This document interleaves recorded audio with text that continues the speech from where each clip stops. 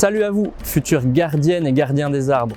Moi, c'est Nicolas. Et moi, c'est Camille. Nous sommes heureux de vous retrouver pour cette 3e séance du kit pédagogique L'Arbre à l'école avec un invité spécial.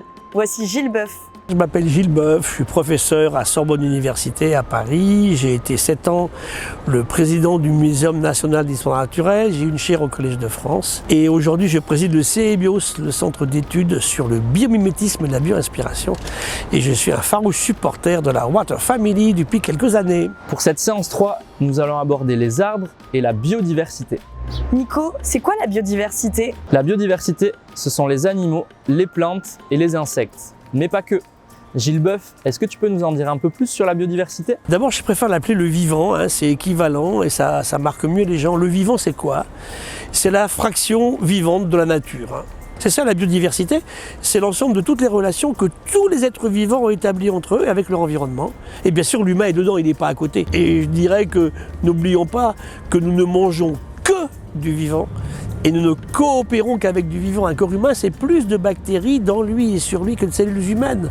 Voilà pourquoi ce vivant est si essentiel et qu'il faut qu'on le regarde avec beaucoup plus de tendresse et d'attention que ce qu'on fait aujourd'hui. La biodiversité, c'est donc l'ensemble du vivant et toutes les interactions qui en découlent. Tout à fait Camille. Grâce à la biodiversité, nous pouvons respirer, nous nourrir et digérer. Nous pouvons également nous soigner et nous ressourcer. Et il existe de nombreux autres bienfaits. Prenons pour exemple les arbres. Ils stockent le dioxyde de carbone et fournissent de l'oxygène.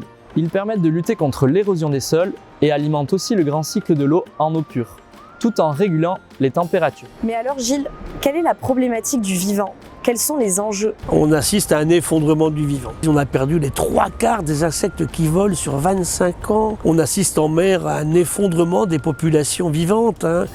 Et partout, dans les sols, dans les forêts tropicales qui s'en vont. Et les raisons de cela, c'est la destruction pure et simple des milieux, des écosystèmes. La seconde raison, bien sûr, c'est la pollution, la contamination, qui est très importante partout, autant dans l'air que dans les sols qu'en mer, et dans les rivières et les lacs. Et puis aussi, une des raisons essentielles, c'est ce climat qui change trop vite. Donc, toutes ces raisons-là font qu'aujourd'hui, ce vivant s'effondre et il faut vraiment le considérer différemment. On est très préoccupé par le changement climatique, on en a peur, mais on n'a pas peur du vivant qui s'en va. Et pourtant, c'est largement aussi important. Et comment on peut résoudre ces problèmes? Il est merveilleusement beau ce vivant. Dès qu'on s'y penche, on est ébloui par les prouesses de ce vivant dans des conditions incroyables. Et c'est là qu'il faut absolument qu'on enseigne à nos enfants à le considérer différemment et leur dire qu'eux aussi font partie de ce vivant. Leurs trous de nez, leurs oreilles, leurs cheveux sont bourrés de trucs. Il y a des acariens, il y a des bactéries. Et c'est bien. Et n'oublions jamais un intestin, un utérus féminin. C'est une merveille de biodiversité. Et c'est là qu'il faut l'enseigner beaucoup plus. Les enfants, vous, futurs écologues et scientifiques, est-ce que vous êtes prêtes à relever ce 3e défi du kit pédagogique L'Arbre à l'école et nous aider à découvrir ce qu'est la biodiversité et apprendre à la protéger? C'est parti!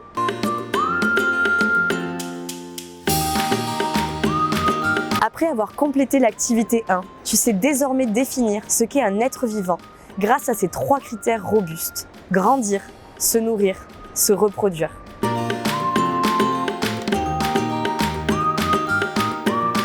Après avoir complété l'activité 2, vous comprenez désormais que la biodiversité, c'est l'ensemble des êtres vivants, ainsi que toutes leurs interactions. C'est comme une immense toile d'araignée où chaque fil est une espèce. Plus il y a de fils, donc plus il y a d'espèces, plus la toile est stable.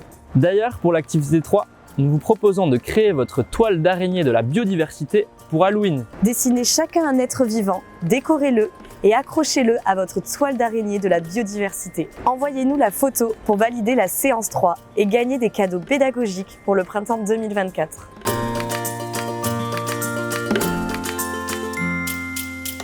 Aujourd'hui, cette toile d'araignée se fragilise beaucoup trop vite à cause de nos activités humaines. Agissons à la source pour limiter l'effondrement de la biodiversité. Consommons des produits locaux, bio et de saison. Consommons avec plus de sobriété, c'est-à-dire consommer moins, mais mieux. Réduisons notre consommation d'énergie fossile, pétrole, gaz, charbon, et privilégions les transports doux, en commun ou covoiturage pour nos déplacements. Choisissons des produits de la salle de bain, shampoing, dentifrice, gel douche, naturel ou bio avec le label. Et c'est pareil pour tous nos produits ménagers. Notre espoir est que le vivant soit résilient, Ça veut dire qu'il est capable de rebondir après les chocs. Tant que les espèces ou les populations ne disparaissent pas totalement, elles peuvent se régénérer avec le temps. La première des choses à faire, c'est de laisser la place aux vivants.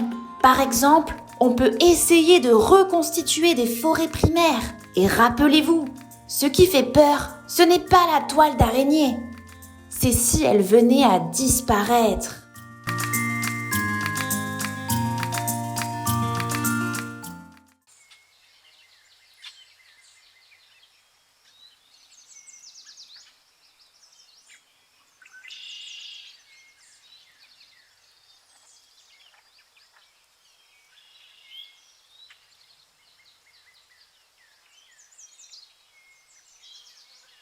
Une forêt primaire est une forêt naturelle sans aucune action humaine où il y a de nombreuses espèces d'arbres et la biodiversité qu'ils abritent évolue librement. Et pour que cette biodiversité circule entre ces forêts, il faut créer des passages. On les appelle les trames vertes pour les milieux terrestres et les trames bleues pour les milieux aquatiques. Elles visent à recréer et maintenir des lieux riches en biodiversité pour que les espèces animales et végétales puissent, comme les humains, circuler, s'alimenter, se reproduire et se reposer. Vous comprenez désormais que nous faisons partie et nous dépendons de la biodiversité. En la protégeant, nous nous préservons.